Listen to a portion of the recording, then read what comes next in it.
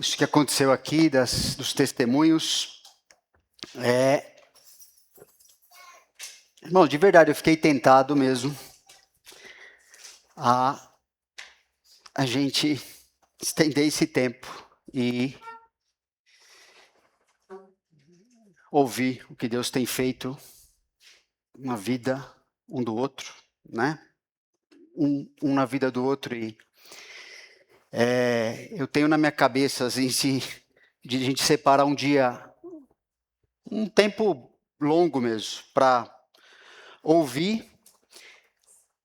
A gente sabe que ouve isso quando dá o testemunho aqui na questão quando tem o batismo, ou quando a pessoa vai se tornar membro.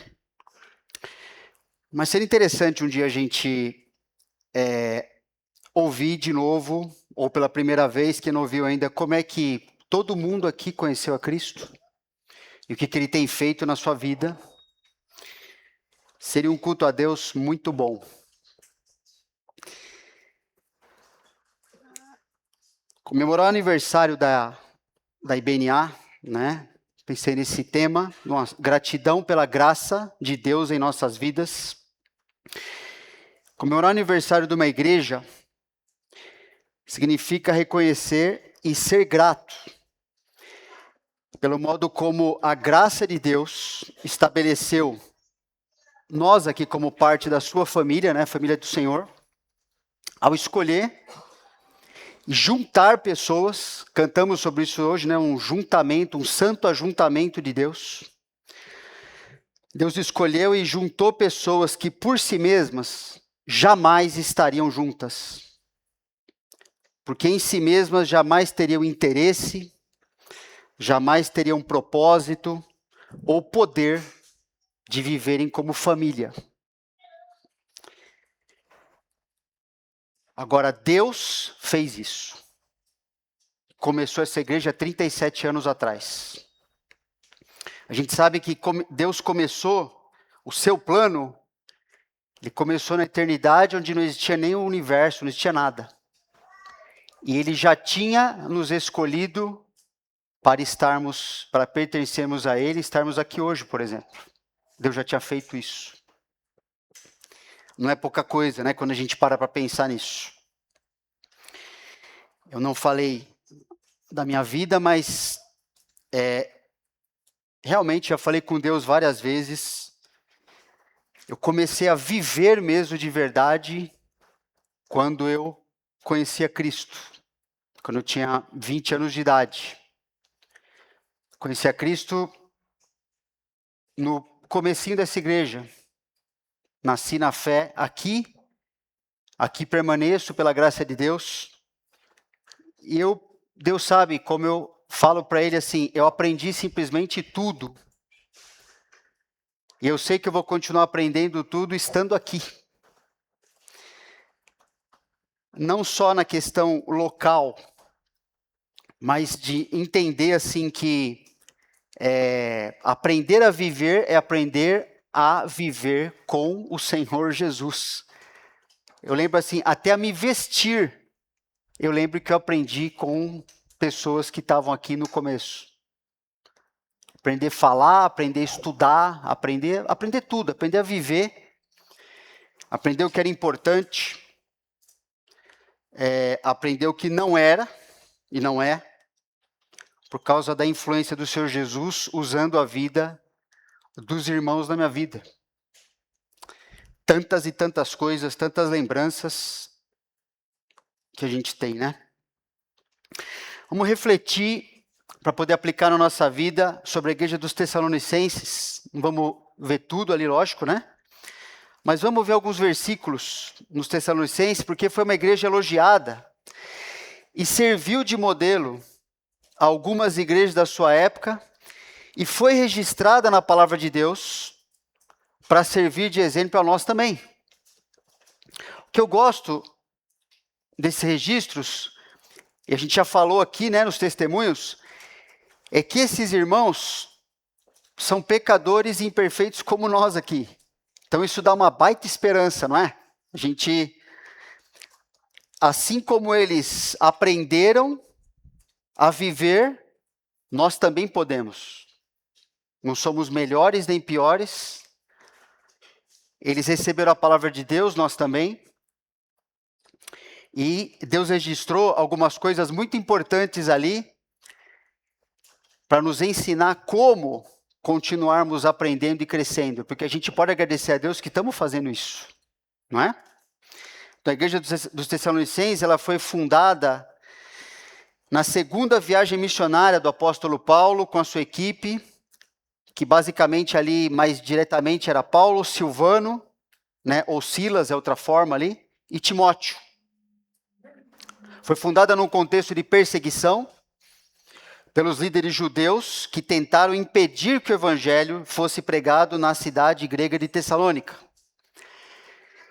Mas como ninguém é capaz de impedir a vontade de Deus, essa igreja foi fundada e foi elogiada por ser saudável. Paulo permaneceu com a sua equipe um período muito curto ali. E essa igreja foi fundada e foi elogiada por ser saudável e se tornar um bom exemplo do que Deus faz na vida e faz por meio da vida daqueles que Ele decide resgatar das trevas, que somos nós também. Então vamos agradecer a Deus, né? Vamos louvá-lo, continuar louvando a Deus, porque a sua graça na nossa vida é o que faz toda a diferença, é o que nos garante, nos dá o nosso destino. Tudo na nossa vida tem a ver com a graça do Senhor. A graça de pertencer a Deus. Então, 1 Tessalonicenses, capítulo 1, verso 1. Paulo, Silvano e Timóteo, à igreja dos Tessalonicenses em Deus Pai e no Senhor Jesus Cristo. Graça e paz a vós outros. Graça significa uma atitude favorável. Deus ser favorável a nós, a boa vontade estendida a alguém, que não depende do mérito dessa pessoa. Inclusive, ela é contra qualquer tentativa de obtê-la. Por isso que ela se chama graça. Você recebe uma atitude, uma disposição favorável de Deus, justamente porque nenhum de nós é capaz de oferecer algo aceitável a Deus. A nossa vida não é aceitável a Deus por nós mesmos. Nós não somos e nunca seremos capazes de impressionar, de tornar o que a gente faz como algo aceitável a Deus, se não for por meio do que Deus mesmo fez por nós. Isso se chama graça. Deus, apesar do que nós somos, por causa, inclusive, de como nós somos caídos, imperfeitos, rebeldes, Ele nos estendeu o seu favor. A sua face se voltou para nós. Isso se chama graça. E Paulo fala da paz, que é o estado de harmonia, de tranquilidade, de segurança entre indivíduos, que nesse caso foi estabelecido por Deus. Essa tranquilidade, a gente poder estar aqui, por exemplo, hoje, porque Deus estendeu a sua graça, Ele foi favorável a nós, e Ele fez, Ele construiu, Ele estabeleceu uma paz entre nós e Ele. Por quê? Porque os nossos pecados fazem guerra contra Deus. A Bíblia fala sobre isso. Nossos pecados tentam ofender a Deus, destroem o relacionamento de Deus conosco. Todos nós nascemos como pecadores, então nós não nascemos em paz com Deus. Nós nascemos como inimigos dele. Inimigos declarados por causa das nossas ações, a Bíblia fala. E Ele fez então a paz, Ele estabeleceu a paz por meio do que o Senhor Jesus fez por nós. O que Jesus fez por nós? Pegou tudo aquilo que causa essa agressão a Deus, essa rebeldia, os nossos pecados todos, e assumiu o nosso lugar naquela cruz. Morreu por nós. Trouxe sobre si aquilo que nos separava de Deus Pai, nos separava da Trindade, na verdade. Então ele resolveu, quando ele assumiu sobre si os nossos pecados, ele declarou que nós estamos perdoados daí para frente. Então, por causa desse perdão, nós recebemos paz agora, da parte de Deus. Então, isso que Paulo fala aqui não é simplesmente uma saudação, como falar, e aí, tudo bem? Está falando algo que é uma realidade, senão não teria nem plateia para Paulo escrever carta nenhuma, nem ele mesmo escreveria nada sobre Deus. Isso é todo mundo condenado por merecimento no inferno. Mas ele está se dirigindo à igreja dos Tessalonicenses, uma igreja verdadeira.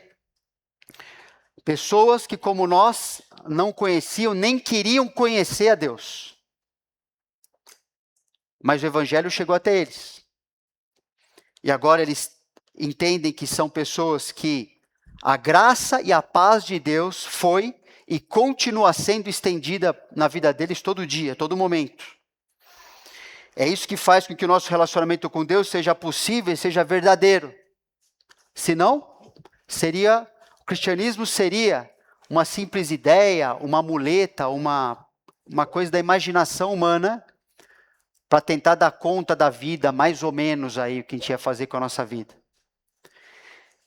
A gente pode ter paz, a gente pode resolver as coisas da nossa vida, porque isso aqui, graça e paz, é algo real. Isso aqui é uma verdade absoluta, que Deus estabeleceu para nós. Então, a igreja de Jesus Cristo, igreja que significa o quê? São aqueles que Deus chamou para pertencerem a Ele. A igreja é a única instituição na face da terra que goza desse privilégio e desse relacionamento, que tem sua identidade garantida, que tem seu destino garantido. É a única instituição que vai permanecer em pé quando tudo tiver sido derrubado aqui. Aqueles que Deus escolheu para pertencer a Ele, como a Bíblia fala, brilharão, né? Mostrarão a glória de Deus nas suas vidas aqui e para sempre com o Senhor Jesus.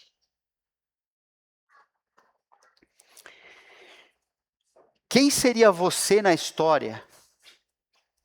Quem seria você? Pensa nisso. O que seria da sua vida se Deus não tivesse escolhido ter uma atitude favorável a você,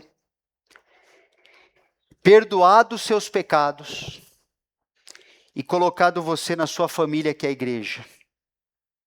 O que você seria? O que aconteceria com a sua vida?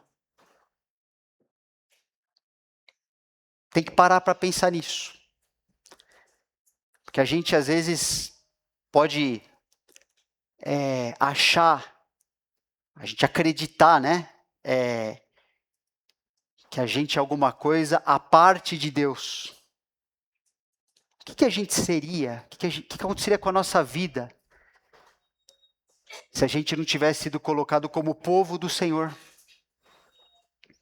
Pensa na sua melhor realização nessa vida. Pensa no seu maior triunfo. O que aconteceria com isso no final das contas? Suas conquistas, sua reputação. O que isso ia valer quando você partisse daqui? A vida ia acabar, percebe?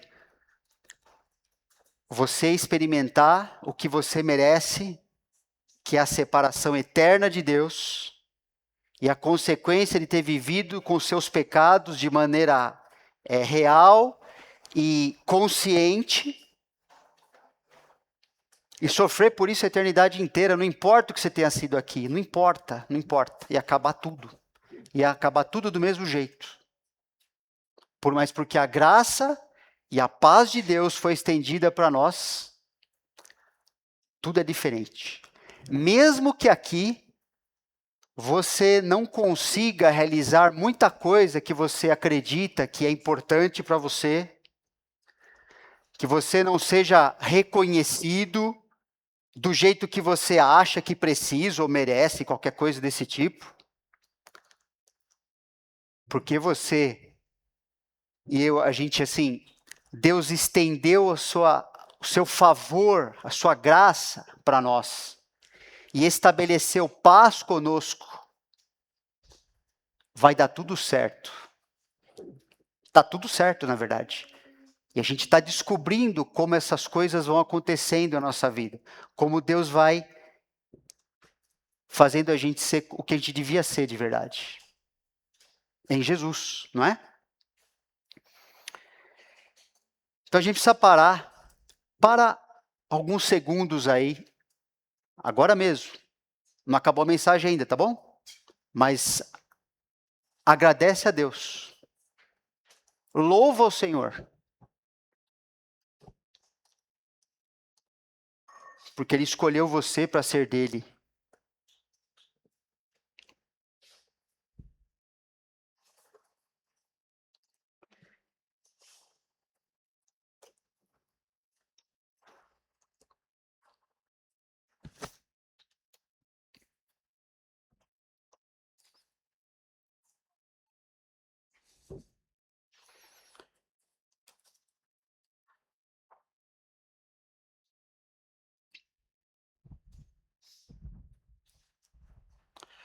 Outra forma da graça de Deus também, que a gente deve agradecer a Deus, é a graça de ter o caráter de Jesus manifestado na nossa vida. Paulo continua, versículo 2 e 3. Damos sempre graças a Deus por todos vós, mencionando-vos em nossas orações e sem cessar, recordando-nos diante do nosso Deus e Pai, da operosidade da vossa fé, da abnegação do vosso amor e da firmeza da vossa esperança em nosso Senhor Jesus Cristo. Paulo está agradecendo a Deus aqui por aqueles irmãos. E agradece de modo constante por todos que pertencem, ou cada um que pertence àquela igreja de Jesus. Eu também agradeço, irmãos, por isso. Por a gente pertencer à IBNA. Por a gente pertencer a Jesus e Ele ter escolhido formar uma família que leva esse nome, onde a gente pode experimentar o que foi compartilhado aqui. Tenho certeza que cada um aqui que é do Senhor pode falar o que Ele tem feito e falar como Ele tem mudado a sua vida. Mas percebe, quase toda a carta de Paulo, onde ele vai se dirigir a alguma igreja específica, ele está agradecendo. Por causa daquilo que a gente acabou de ver, mesmo que resumidamente, né? O fato daquelas pessoas pertencerem a Deus, está tudo garantido.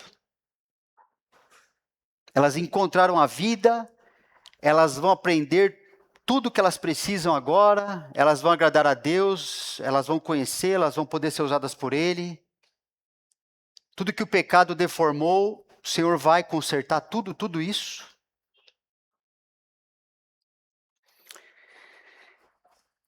E a partir do momento, então, que uma pessoa pertence a Jesus, a vida começará a manifestar o caráter de Jesus. É certeza isso. De maneira visível, a ponto da sua família na fé, a igreja, poder testemunhar que isso está acontecendo na vida dessa pessoa e poder se beneficiar disso. E Paulo coloca em várias cartas também, as pessoas vão poder ver na sua vida e se beneficiar dessas 3 marcas de uma vida cristã, que é legítima e é saudável. Fé, amor e esperança. Essa tríade ocorre em diversas partes da palavra de Deus. Porque essa é uma marca legítima de um cristão e de um cristão saudável. Sem isso está acontecendo na vida, tem problema. Ou não é saudável ou não é cristão, ou os dois. Então, Paulo está elogiando essa igreja porque ele podia ver isso, ele podia ver a realidade assim, ó.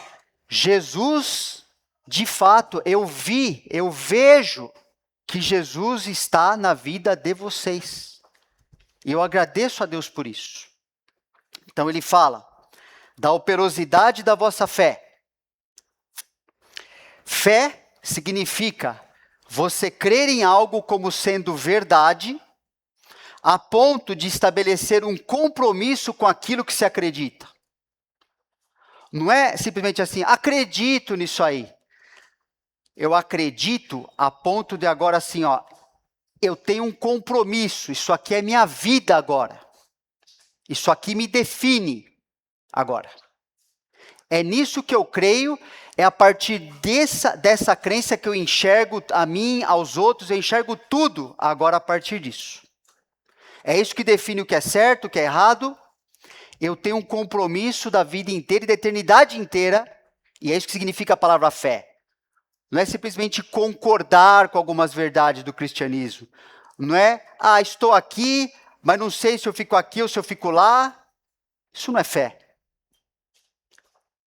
Por isso que Deus fala que a mesma fé que a gente teve lá em Colossenses, capítulo 2, Paulo fala, a mesma fé inicial que vocês tiveram ao crer no Senhor Jesus, vocês se comprometeram, vocês dedicaram suas vidas a Ele, vocês se renderam a Ele, continua tendo a mesma confiança agora para continuar crescendo a imagem dele. Não tem separação uma coisa da outra. É a mesma fé. É a fé inicial que vai produzir mais e mais confiança e vai confiar, vai obedecer e vai ser transformado, e é assim que funciona. Cristão é assim. Isso é um cristão. Isso é um cristão saudável. Agora percebe que Paulo não está falando simplesmente que eles tiveram fé. Ele está falando, elogiando por causa da operosidade da vossa fé. Operosidade, essa palavra significa, é a palavra usada no Novo Testamento para trabalho, para ocupação. É a palavra usada para empreendimento. É a ideia de aquilo com que uma pessoa ocupa a sua vida. Então, Paulo está elogiando aqueles cristãos, quando a gente junta essas coisas, junta essas duas palavras, né? Paulo está agradecendo a Deus porque eles são cristãos verdadeiros.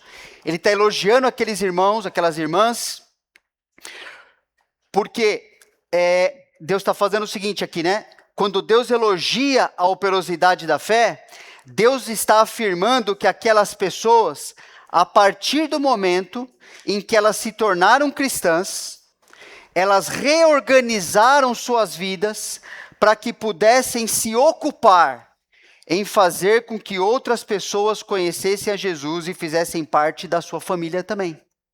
É isso que Deus está elogiando nesse termo, a operosidade da sua fé.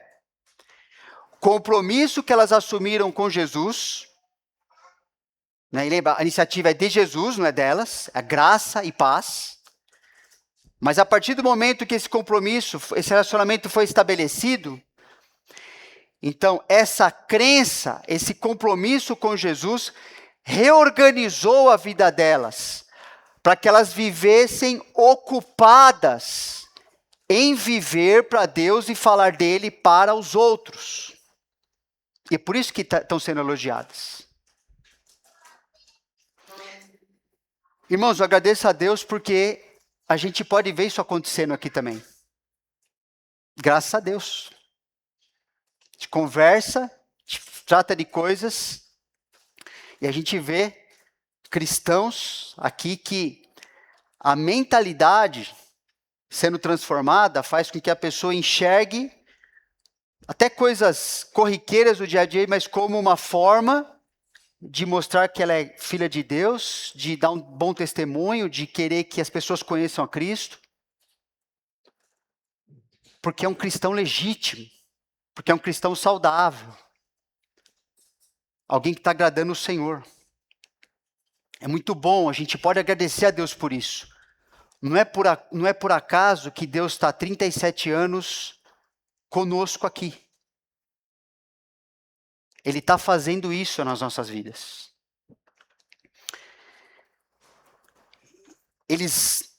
essas pessoas percebem, quando a gente vê a carta dos Tessalonicenses, 1ª e 2ª, são pessoas como nós, pessoal. Elas mantiveram seus trabalhos, ali, seu emprego, suas vidas, suas famílias.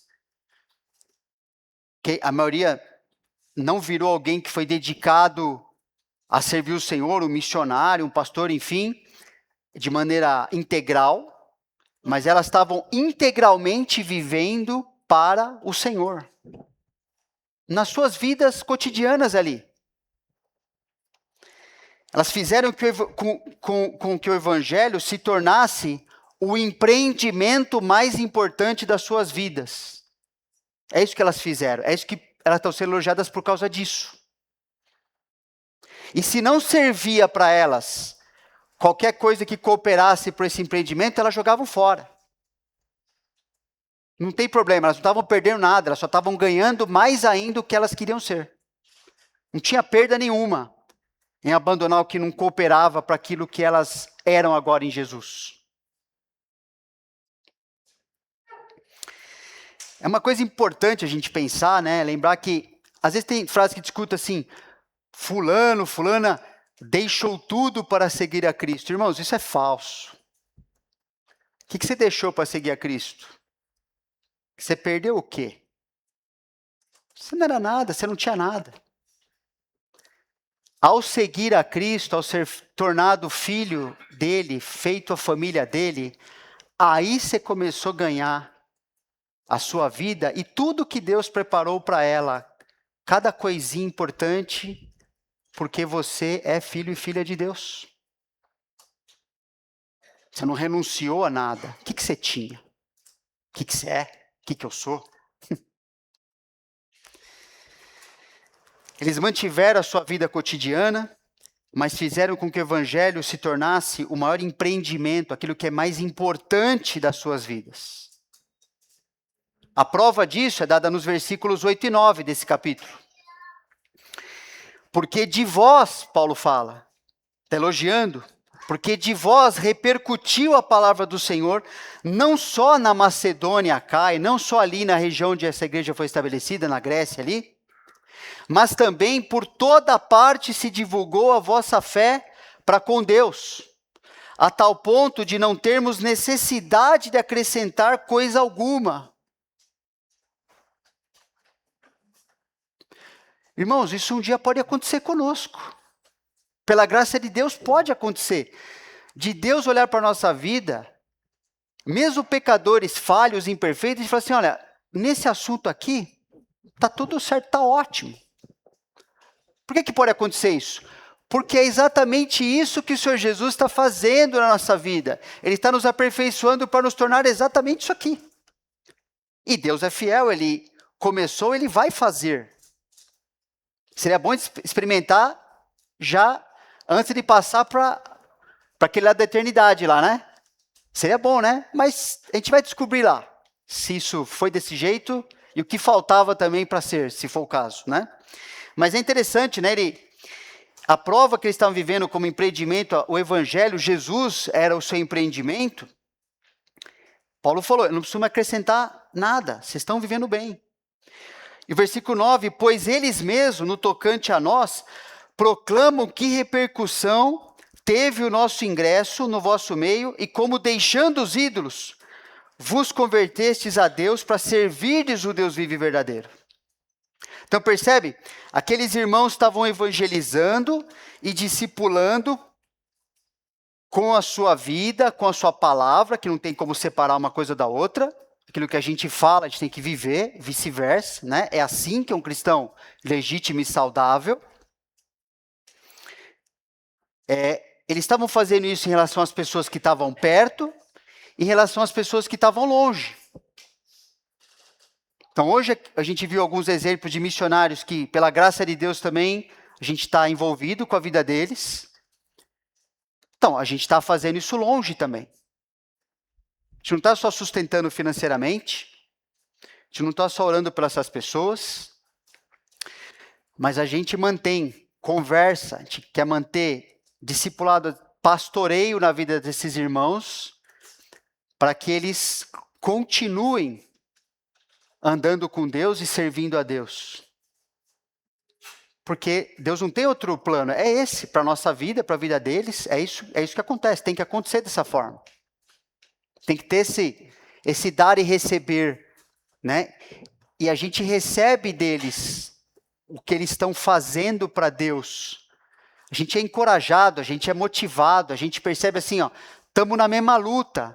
Ainda que essa luta tenha aspectos diferentes, perseguições de níveis diferentes, mas a Bíblia fala que qualquer cristão que quiser viver piedosamente, seja lá no Moçambique, seja lá no Paquistão, seja lá entre os universitários do Raul que vive lá, ou qualquer diante do seu vizinho, você vai ser perseguido, você vai sofrer alguma coisa por causa da sua fé. Pode ser uma intensidade diferente, mas porque você é cristão, legítimo e saudável, você vai sofrer. E se não sofre, precisa se dedicar mais a Deus. Seu testemunho, desses irmãos de Tessalônica, então, era confirmado pela transformação das suas vidas. Deixaram os ídolos, mortos, uma religião vazia lá, rituais para serem aprovados por Deus ou pelas pessoas, que não adianta nada, isso nunca vai acontecer. Para agora sim, serem, a palavra aqui é escravos, servos mesmo do Deus vivo. Viverem para Deus, gastarem suas vidas para Deus, com alegria, pelo poder de Deus fazerem isso. Reconhecidos agora, eram pessoas que eram conhecidas como... Qual a diferença que ela faz? Nenhuma. Agora são reconhecidas como servos e servas de Deus. Eu gosto demais, pessoal, quando eu escuto isso de pessoas que conheciam meu passado podre, bem podre, e querem falar, tipo, achando que isso vai ser uma acusação para mim. Que, olha o que você era, como que agora você se tornou até pastor. É um dos maiores elogios que eu penso na minha vida, assim, da graça de Deus. De saber o que eu sou, o que eu aprontei, como era torto, e em mim mesmo sou. Eu não tinha nem ideia do que Deus ia fazer com a minha vida. Eu nem pensava, nem queria. Eu achava que a minha vida era muito legal, muito boa. Porque eu tinha aquela vidinha lá que não servia para nada. Mas eu tinha as coisas que eu queria, as aprovações que eu queria. E quando as pessoas falam assim, até de maneira meio jocosa, assim, né, que achando que isso é, para mim, você, é isso que você é um pastor aí? Elas não imaginam o que isso me faz lembrar de como Deus foi gracioso e escolheu alguém que nem eu. Como a graça de Deus é fantástica, assim, como uma coisa assim, estampada para somente Deus realmente ser capaz de fazer uma coisa dessa e poder ser glorificado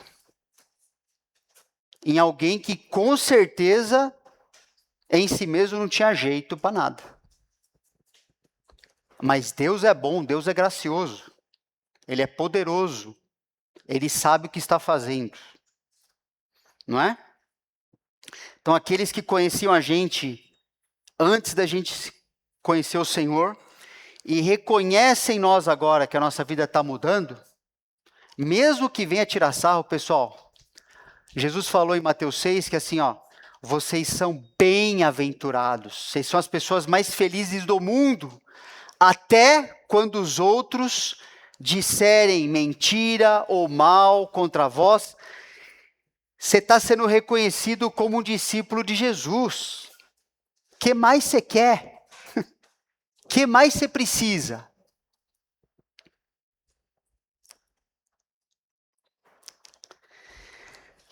Paulo continua elogiando aquela igreja pela abnegação do vosso amor. Amor significa o relacionamento de benevolência, de boa vontade, de fazer o bem para outra pessoa sem esperar nada. Você faz o bem porque você decide assim, ó, eu vou fazer algo que é bom para essa pessoa. Eu me volto para ela e eu ajo a favor dela. Isso é amor. Eu não estou pedindo nada em troca. Eu não estou querendo que ela me aplauda. Eu não estou querendo nada disso. Eu decidi que eu vou fazer algo que ela precisa que seja feito por ela. Isso é amor. Isso é o conceito de amor bíblico. Agora, Paulo não está falando só do amor que eles tinham. Ele está falando do quê? Elogiando a abnegação do vosso amor. Isso é muito legal. Porque abnegação é uma outra palavra que também significa um trabalho intenso. Algo que é fatigante. Algo que esgota as pessoas. Então, quando a gente junta o que Paulo está falando aqui, ele está elogiando a abnegação do amor desses cristãos. Então, Deus está afirmando que aquelas pessoas, a partir do momento em que se tornaram cristãs, elas assumiam fazer qualquer esforço com prazer, porque o amor é isso, a fadiga, a abnegação, está lá, mas é a abnegação do vosso amor. Então, elas faziam qualquer esforço, tinham prazer nisso, a fim de edificar seus irmãos em Cristo, a fim de que outros pudessem se tornar mais parecidos com Jesus. Dava trabalho, dava muito trabalho, dava canseira de verdade, física, emocional, bens eram consumidos nisso, mas elas tinham um prazer verdadeiro em se deixar gastar dessa forma. Por isso elogiadas, a abnegação do vosso amor. Essa é a ideia do amor sacrificial que a gente tanto fala. E Deus implantou no nosso coração. Ou seja, o prazer de se gastar por outra pessoa. Não é só o desgaste. É bom, é prazeroso, dá alegria fazer isso. Você mesmo é transformado ao fazer isso. Quanto mais entrega, melhor para você. Mais Jesus preenche você. Mais Ele aparece. Você se cansa, não é? Você às vezes não recebe nem obrigado, nem reconhecimento. Você não recebe, nem a pessoa nem me fala nada. Ela nem percebe às vezes o que você fez. Às vezes ela vai reagir errado ao que você fez. Ela vai te odiar. Porque você está de maneira abnegada amando essa pessoa. E daí, você sabe o que está fazendo. Você sabe o que Deus está fazendo em você. É isso que você quer. É só isso que você quer.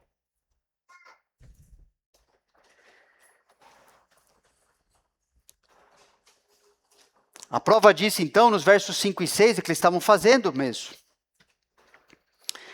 Porque o nosso evangelho, Paulo fala, não chegou até vós tão somente em palavra, mas sobretudo em poder, no Espírito Santo, em plena convicção, assim como sabeis ter sido o nosso procedimento entre vós e por amor de vós. Paulo vai desenvolver depois em Tessalonicenses, essa mesma, no próximo capítulo, ele vai falar como é que ele viveu com essas pessoas, como é que ele procedeu, por que ele fez o que ele fez, por que ele teve paciência, enfim, um monte de coisa que ele vai explicar, porque aquilo nem era tão valorizado na cultura grega, pelas pessoas que foram alcançadas pelo Evangelho. Elas nem entendiam muito bem, elas lutavam em achar que Paulo, por exemplo, estava atrás dos bens delas, por exemplo. Estava atrás de ganhar conforto, estava atrás de ser aprovado no conceito delas, estava de qualquer coisa desse tipo. E Paulo vai explicar que não era nada disso que ele estava fazendo, nem que ele vivia desse jeito, ele não estava buscando isso. Aí ele explica para esses irmãos, mas ele está falando que esses irmãos aqui estavam achando muito bom viver dessa forma. A abnegação do vosso amor. Eles estavam entendendo, aceitando, tendo como vantajoso para a vida deles gastar sua vida dessa forma. Eles estão sendo elogiados por isso. Versículo 6, com efeito vos tornastes imitadores nossos e do Senhor, tendo recebido a palavra, posto que em meio de muita tribulação, com alegria do Espírito Santo, percebe? Estavam, às vezes, morrendo pela sua fé. Os perseguidores de Paulo não conseguiram matar ele inicialmente ali. Quando ele implantou a igreja em Tessalônica, aí ele foi para outra cidade, depois os irmãos levaram ele para outra cidade. Mas muito provavelmente alguns irmãos que tinham se convertido aqui morreram, pessoal. Aquilo que a gente vê hoje aqui, aquele irmão de trabalhar numa fábrica de tijolo. Beber água e ser assassinado por causa disso.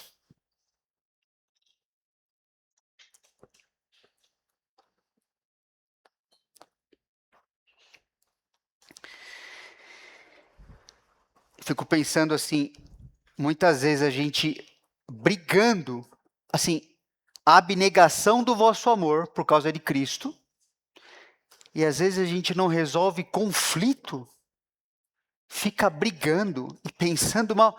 Irmãos, como Satanás fica contente? Ele não precisa fazer nada, ele não precisa trabalhar. Ele não precisa nem levantar da sua cadeirinha. Porque a própria pessoa, ao invés de falar assim, peraí, eu fui amado por Jesus, eu fui perdoado por Deus. Ele me aceitou. Ele resolve a minha vida, interna, externa, com os outros. Como é que eu não vou viver de maneira amorosa, abnegada em relação aos outros irmãos? Imagina se acontecer uma situação como essa aí. Mas não vai parar em pé, vai sair correndo, falando, eu nunca vi Jesus, eu não sei do que se trata. É isso que vai acontecer. Porque se aqui entre nós não há uma disposição, um amor de se sacrificar para que o outro seja edificado, imagina se Deus aumentar um pouquinho o nível de exigência. Um pouquinho só. Vai sair correndo e ainda vai pisar no outro na porta.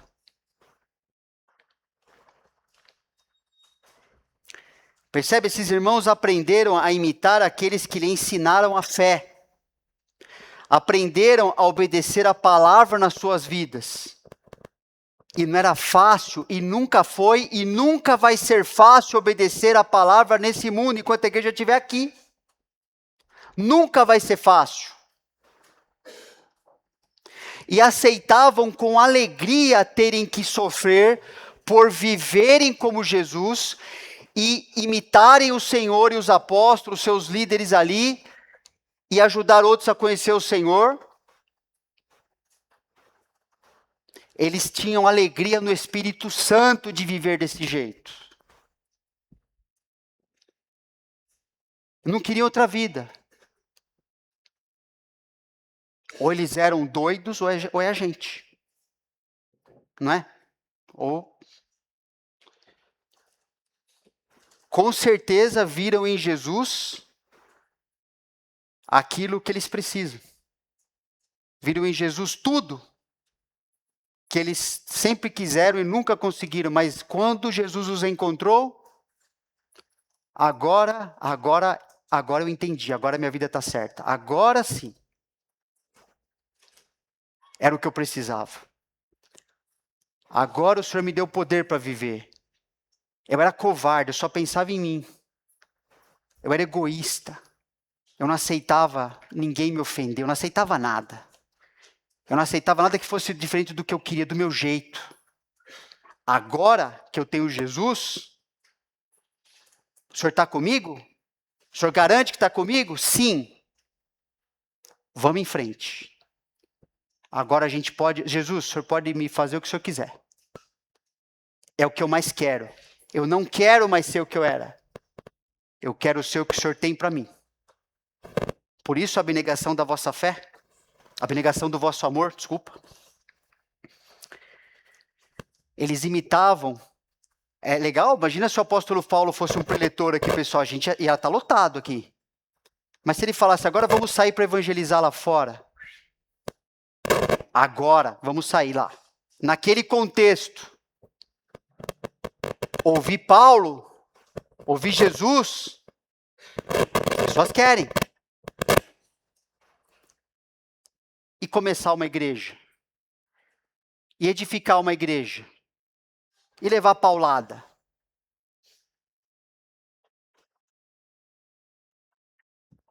A vida cristã normal é essa. A gente não pode dissociar uma coisa da outra. Isso é um grande perigo para a nossa vida. Paulo também elogia aqueles irmãos da firmeza da vossa esperança. Esperança significa expectativa confiante por aquilo que é bom, que é benéfico. Nota que essa esperança, ela está alicerçada numa pessoa. Vossa esperança em nosso Senhor Jesus Cristo. Não é esperança, se espero alguma coisa, que daí, se aconteceu ou não, não faz diferença nenhuma. Nossa esperança em nosso Senhor Jesus Cristo. Agora não está falando só da esperança, percebe? Ele está falando, foram elogiados pela operosidade da vossa fé, pela abnegação do vosso amor e pela firmeza da vossa esperança. Então, o termo firmeza também é muito interessante, porque ele significa alguém ou algo que é estável, que é constante. Algo que é firme, tem a ideia de paciente também. É a característica, então, de uma pessoa que não se desvia do seu propósito, não se desvia da sua fidelidade, da sua piedade, mesmo diante das maiores provações e sofrimentos. Então, quando Deus elogia a firmeza da vossa esperança, Deus está afirmando que aquelas pessoas, a partir do momento em que se tornaram cristãs, passaram a encarar Jesus Cristo como seu único objeto de esperança desse lado da eternidade e do outro também. É isso que Paulo está falando aqui. O que ocupava suas mentes, os seus anseios, a sua capacidade de permanecer fiel, era a certeza de que Jesus logo, logo voltaria para levá-los ao seu lar verdadeiro, que não é aqui o seu lar. Não é aqui que interessa ter e conquistar as coisas, não é aqui que a vida realmente acontece. É mentira isso. Eles entenderam e viviam de um jeito constante, olhando para aquela pátria que pertence a eles já. Só que eles ainda não estão ali, mas é certeza. Tem até casa própria lá, pronta pelo Senhor. Dada pela graça de Deus.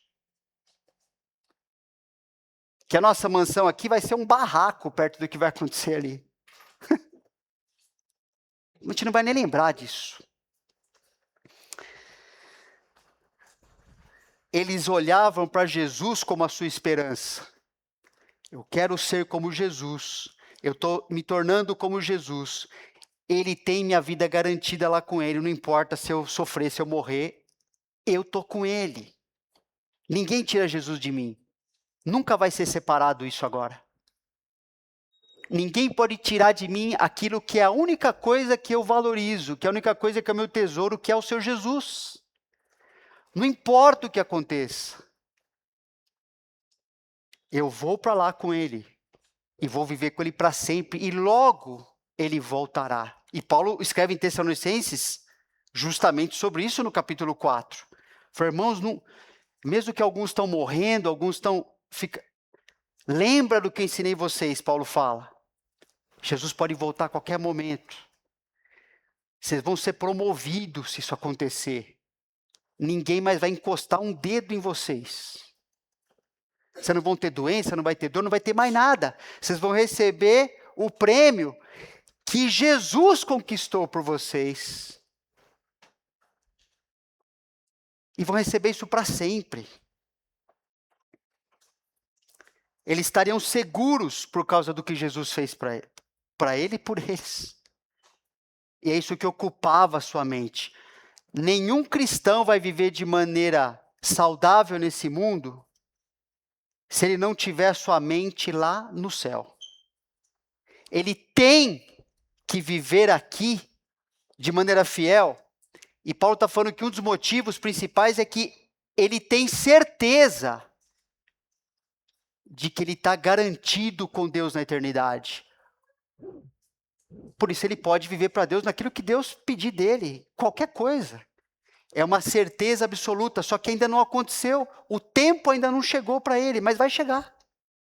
Dele experimentar o que Deus tem para ele. A prova disso, que eles estavam vendo dessa forma, é o versículo 10, 1 Tessalonicenses 1:10, né? E para guardardes dos céus o seu Filho, a quem ele ressuscitou dentre os mortos. Jesus, ele não está na cruz, pregado na parede. Ele morreu pelos pecados, e para provar que a sua obra foi aceita por Deus, ele ressuscitou ao terceiro dia. Foi aceito o que ele fez por nós. E ele está vivo. E vai voltar, e Paulo está falando, e vai voltar a qualquer momento. Num piscar de olhos. Esse Jesus que vai voltar é o que nos livrará também da ira vindoura, que vai cair sobre esse mundo que não crê em Jesus. Isso aqui não é uma possibilidade, tá? Livramento da ira, é uma certeza absoluta. Assim como é a certeza que Jesus ressuscitou, assim como é a certeza que ele morreu por nós, e que quem creu nele está nessa condição maravilhosa. E são essas três marcas que fazem com que nossa vida cristã seja aprovada por Deus. Operosidade da nossa fé, abnegação do nosso amor e firmeza da nossa esperança. Isso que faz com que a nossa vida seja aceitável, frutífera em qualquer situação que Deus colocar na nossa vida, a IBNA reunida ou cada um aqui andando durante a semana, Deus levar você. Essas três marcas que fazem com que você viva de maneira certa diante de Deus. Que Ele olhe para a tua vida e reconheça que você está vivendo como cristão legítimo e saudável, maduro diante dele. E essas marcas também confirmam certezas de outras formas da graça de Deus na nossa vida. A gente não vai falar isso hoje, por causa do tempo, né? Mas estão aí.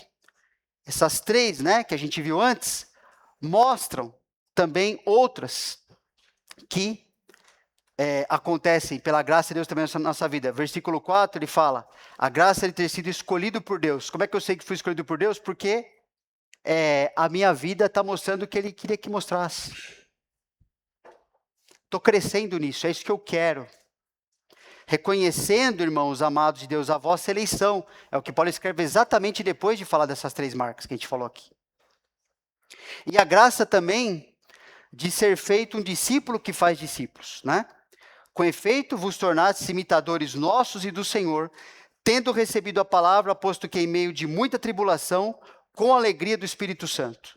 De sorte que vos tornastes um modelo para todos os crentes na Macedônia e Acaia. Eles tinham certeza que eles estavam andando no caminho certo. Que eles podiam falar para as pessoas assim, ó, viver dessa forma, mesmo tomando cacetada aqui, sendo perseguido, perdendo as coisas, tal, os relacionamentos, as pessoas não gostam tanto da gente como gostava quando a gente era descrente, a gente está no caminho certo, estamos andando com Jesus. E a gente não troca isso por nada. Nem queremos trocar. Agradeço a Deus porque, pela graça dele, irmãos, a gente está nesse caminho.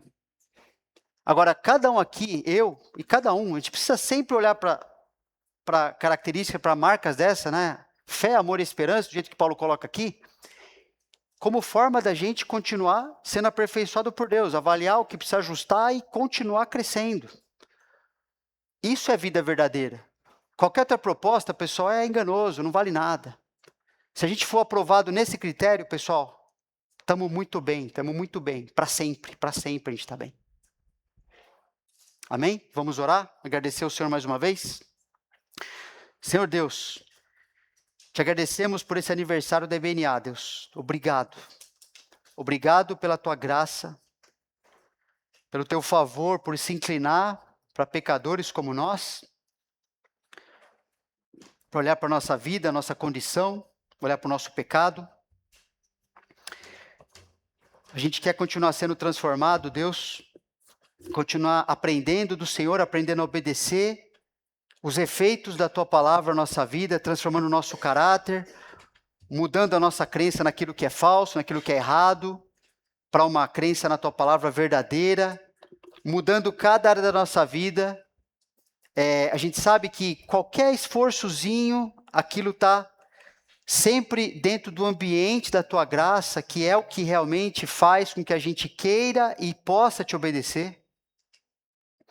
Que a gente avance, Senhor, nessa direção bíblica, de uma igreja saudável, acerta aquilo que a gente não é, aquilo que a gente não está deixando o Senhor contente conosco. Custe o que custar, Senhor.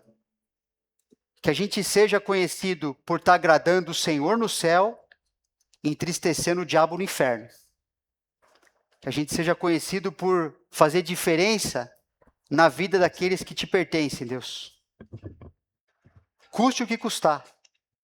Nos equipa para isso. Nos faz a gente querer sermos discípulos desapegados de qualquer coisa que não tenha a ver com o Senhor. Te agradecemos, porque podemos reconhecer a obra na tua vida, na nossa vida, na vida dessa igreja. A gente poder ver crescimento, poder ver tua graça operando nos relacionamentos daqueles que querem te obedecer. Nos aperfeiçoa, Senhor. Nos dá mais anos aqui de vida na tua presença para te servir. Não para sermos qualquer outra coisa. Nós sejamos conhecidos pelo Senhor, aprovados pelo Senhor. E agradecemos porque só o Senhor podia ter pensado nisso, planejado, realizado e nos juntado como tua família. Faz com que a gente fale bem do Senhor e uns dos outros aqui, para que outras pessoas também possam fazer parte do teu povo. Que a gente viva e anuncie o Senhor dessa forma. Que nós te pedimos em nome dele. Amém. Temos mais um cântico.